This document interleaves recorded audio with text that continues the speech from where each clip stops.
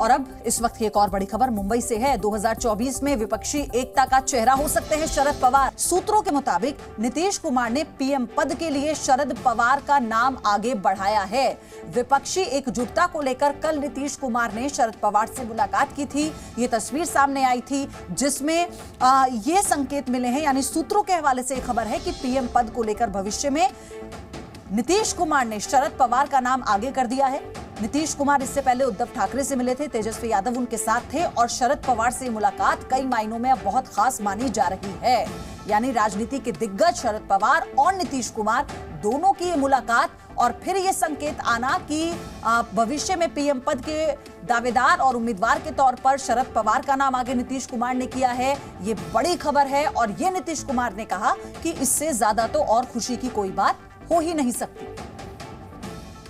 एक सवाल ये है कि आप शरद पवार साहब से मिलने आए हैं, क्या ये माना जाए कि शरद पवार साहब जो है विपक्ष का जो गठबंधन होगा उसका प्रमुख चेहरा होंगे और साथ में वो उनके नेतृत्व में आप इससे ज्यादा खुशी की कोई बातें नहीं। हम इनको आज कह दिए, अब क्या बोले। एक रोज पटिया में रिजाइन कर दिए था, हम सबको खराब लगा था, और फिर वापस आके आज हमने इनको कहा कि एकदम पूरा मजबूती से न सिर्फ अपनी पार्टी के लिए आपको करना है बल्कि पूरे देश के लिए काम करना है। 2024 में शरद पवार विपक्ष का चेहरा, पवार का नेम, नीतीश का पावर गेम। 2024 की लड़ाई मोदी पवार पर आई।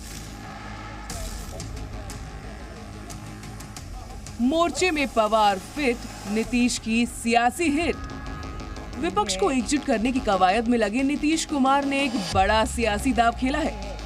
सूत्रों के मुताबिक नीतीश कुमार ने पीएम पद के लिए शरद पवार का नाम आगे बढ़ाया है, जिसके बाद माना जा रहा है कि पवार अब विपक्ष के पीएम के चेहरा होंगे। दरअसल कल बिहार के सीएम नीतीश कुमार महाराष्ट्र दौरे पर थे और महाराष्ट्र में शिवसेना के नेता उद्धव ठाकरे से उनके आवास पर मुलाकात की। इस दौरान उनके साथ डिप्टी सीएम तेजस्वी यादव भी मौजूद थे। उद्धव ठाकरे से मुलाकात के बाद नीतीश कुमार एनसीपी अध्यक्ष शरद पवार से भी मिलने पहुंचे। इस दौरान नीतीश कुमार ने बीजेपी पर निशाना साधा और सभी विपक्षी दलों को साथ आने की अपील की और पीएम पद के लिए शरद पवार का नाम आगे बढ़ाया। नीतीश जी, एक सवाल ये है कि आप शरद पवार साहब से मिलने आए हैं, क्या ये माना जाए कि शरद पवार साहब जो है विपक्ष का जो गठबंधन होगा उसका प्रमुख चेहरा होंगे और साथ में वो उनके नेतृत्व में आप इससे ज्यादा खुशी की कोई बातें नहीं। हम इनको आज कह दिए, अब क्या बोले। एक रोज पटिया में रिजाइन कर दिए था, हम सबको खराब लगा था, और फिर वापस आके आज हमने इनको कहा कि एकदम पूरा मजबूती से न सिर्फ अपनी पार्टी के लिए आपको करना है बल्कि पूरे देश के लिए काम करना है। वहीं शरद पवार ने कहा कि देश में प्रजातंत्र को बचाने के लिए मिलकर काम करने की जरूरत है। आज देश में जो माहौल है वो सब देखने के बाद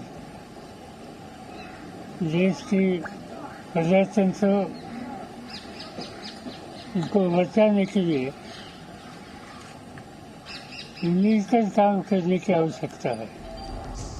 नीतीश कुमार लगातार विपक्षी नेताओं से मुलाकात कर रहे हैं। इससे पहले उन्होंने उड़ीसा के मुख्यमंत्री नवीन पटनायक और झारखंड के मुख्यमंत्री हेमंत सोरेन से भी मुलाकात की है और अब नीतीश कुमार पटना में विपक्षी दलों की बैठक भी बुला चुके हैं।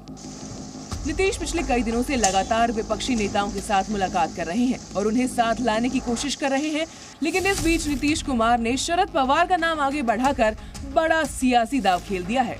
नीतीश का ये सियासी दांव कितना फिट बैठता है ये तो 2024 के लोकसभा चुनाव के नतीजे के बाद ही साफ होगा, लेकिन ये तय है कि इस बार का लोकसभा चुनाव बेहद दिलचस्प होने वाला है। पीएम मोदी को घेरने के लिए विपक्ष एकजुट हो रहा है, लेकिन सवाल ये है कि चुनाव के नतीजे आने के बाद भी क्या विपक्ष एकजुट रहेगा। ब्यूरो रिपोर्ट, जी मीडिया। मेरे साथ अंकुर त्यागी जुड़ चुके हैं, मेरे सहयोगी। अंकुर, इसके मायने कैसे समझे जाएं? ये एक बड़ा संकेत दिया गया है। देखिए, इसके मायने ये हैं कि अभी फिलहाल विपक्ष एकजुटता की तरफ देख रहा है। नीतीश कुमार इसी मिशन पे निकले हैं। कल तेजस्वी यादव के साथ वो मुंबई आए थे। पहली मुलाकात उन्होंने करी उद्धव ठाकरे के साथ। जब उन्होंने प्रेस कॉन्फ्रेंस करी उद्धव ठाकरे के साथ, वो लाइन वही थी कि बीजेपी इस देश के लिए कुछ नहीं देख रही है, वो सिर्फ अपना भला देख रही है, उन्होंने कोई काम नहीं करवाया है, विपक्ष को एक होना चाहिए। और उसके बाद जब वो सिल्वर ओक जाते हैं शरद पवार से मिलने के लिए, अब शरद पवार से मिलना बेहद जरूरी है। शरद पवार के पास खुद गठबंधन में है इस वक्त नीतीश कुमार बिहार में, लेकिन जो अनुभव गठबंधन को आगे ले जाने का है या चलाने का है और अलग अलग विचारधाराओं की पार्टियों को एक मंच में लाने का शरद पवार का है, वो मुझे नहीं लगता कि इस वक्त भारतीय राजनीति में किसी के पास होगा। आप मुंबई और महाराष्ट्र का हिसाब देख लीजिए, कांग्रेस और शिवसेना जैसी पार्टियों को साथ में लाना एक मंच पर और एमवीए को बनाना, ये उनकी जो प्रामाणिकता को साबित करता है। और इसीलिए शायद कहना पड़ रहा है नीतीश कुमार को कि विपक्ष का जो चेहरा होंगे, जो उसको लीड करेंगे अपोजिशन को, वो अगर शरद पवार बनते हैं तो उनसे इससे ज्यादा खुशी की बात कोई नहीं होगी। लेकिन इसका दूसरा पहलू यह है कि अभी बात सिर्फ अपोजिशन लीडर की बात हो रही है, यानी यूपीए जिसके अंदर में ये जितनी भी विपक्षी पार्टियां आती हैं, जिसको अभी तक Sonia Gandhi as a UPA chairman हमेशा लीड करती रही, उसके जो नेता के तौर पर शरद पवार का नाम सामने आया है।